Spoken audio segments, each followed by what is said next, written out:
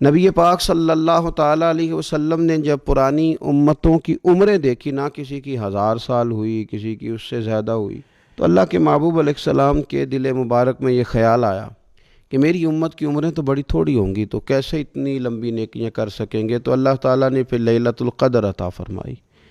گویا اس ایک رات میں جو آدمی نیکی کرے، 1000 دن نہیں، کتنا لوگوں کو شوق ہے کہ کوئی ایسا جیک لگے، یکدم میری ساری چیزیں بڑھ جائیں، تو اس پر بھی تو ذرا غور کرے نا۔ یہ ایک رات 1000 دن سے نہیں، 1000 مہینے سے افضل ہے۔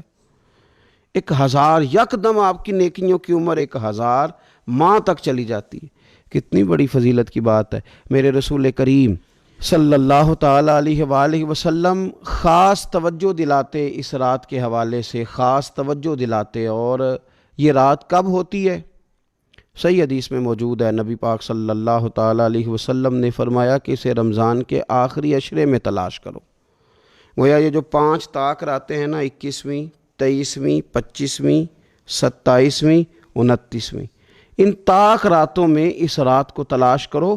اس رات اللہ کے فرشتے نازل ہوتے ہیں، آسمان دنیا پر، زمین پر فرشتے اترتے ہیں۔ حضرت جبریل امین علیہ السلام انہیں لے کر کے آتے ہیں، اور فرشتے کیا کرتے ہیں کہ جو بندہ اس رات اللہ کی یاد میں موجود ہو، جو بندہ اللہ تبارک و تعالیٰ کے ذکر میں موجود ہو، جو بندہ اس دن اللہ تبارک و تعالیٰ کی بارگاہ میں کسی بھی طور پر حاضر ہو، فرشتے اس کے لیے دعائے مغفرت بھی کرتے ہیں اور رب کی بارگاہ میں التجائے رحمت بھی کرتے ہیں۔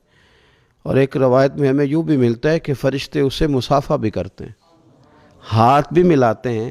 دیکھیے نا کتنی سعادت مندی ہے کہ انسان عبادت کر رہا ہو اور فرشتے اس کی زیارت کو آئیں۔ ہمارے صوفیاء فرماتے ہیں تو پکا پروگرام بنا لے عبادت کا، فرشتے کئی بار تیری زیارت کو آیا کریں گے۔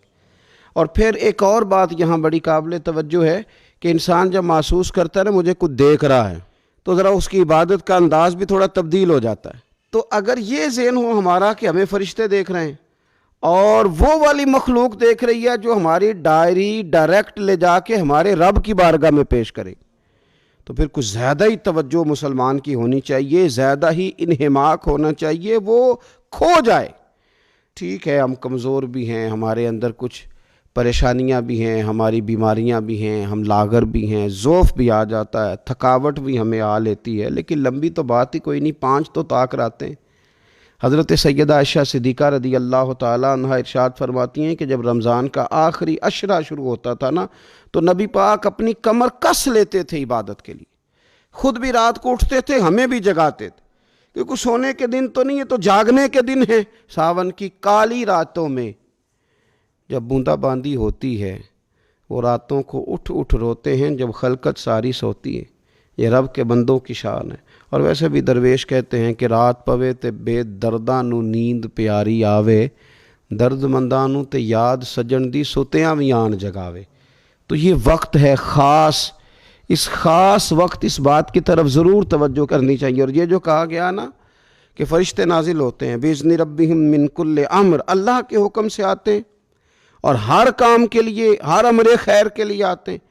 تو اس میں بھی ہمارے مفسرین نے لکھا ہے کہ وہ تمہارے لیے پورے سال کا فیصلہ کریں گے کہ تمہیں کیا دیا جائے گا، تم کیا حاصل کرو گے اللہ تبارک و تعالیٰ کی بارگاہ سے۔ تو اس کا معنی یہ ہوا کہ پھر تو یہ لینے کی رات ہے۔ ایسا نہ ہو کہ فرشتے آئے ہوں رب کی بارگاہ سے یہ پیغام کرم ہو کہ دینا ہے اور لینے والے سو رہے ہوں، وہ آرام میں ہوں۔ تو یاد رکھیں خیرات اسی کے پیالے میں آتی ہے جس کا پیالہ سیدھا ہوتا ہے، اور اگر پیالہ ہی سیدھا نہ ہو تو خیرات پھر پیالے میں نہیں آیا کرتی۔ تو پھر اس کو جو کہا گیا نا کہ یہ سلامتی والی ہے، تو اس میں ایک اور بات بھی ہمارے پھر مفسرین نے لکھی ہے کہ اس رات شیطان تو ویسے ہی قید ہے، اس رات بندے کا نفس بھی نہیں اسے تنگ کرتا۔ یہ طاق راتیں اتنی حسین ہے کہ تھوڑی سی بندہ ہمت کرے تو اللہ عبادت کے لیے اس کے دل کو قرار عطا کر دیتا ہے، اسے سکون ملتا ہے، طبیعت ٹھنڈی ہو جاتی ہے، اور وہ بڑے ذوق کے ساتھ اللہ کی عبادت کرتا ہے۔ خوب بیداری کا مظاہرہ کریں طاق راتوں